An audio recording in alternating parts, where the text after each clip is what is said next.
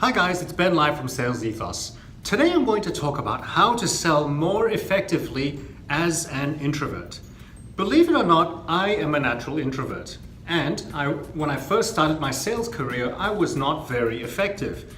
In fact, when it came time to pick up the phone to make a sales call, my hands were trembling, my throat dried up, and my heart was pounding. I had all of the fear symptoms associated with simply making a phone call to an existing client.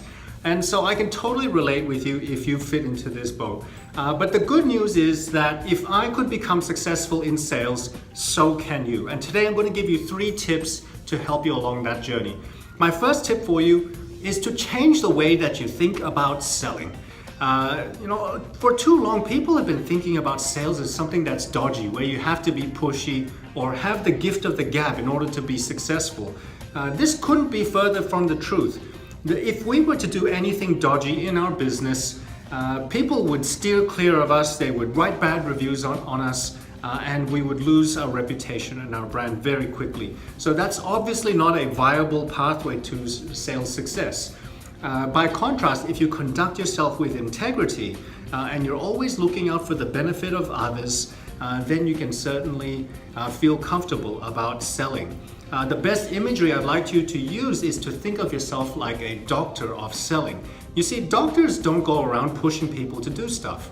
What they do is they run diagnostic questions, they run tests to figure out what a person's problem is, and then they only propose a solution in the way of medication or medical treatment.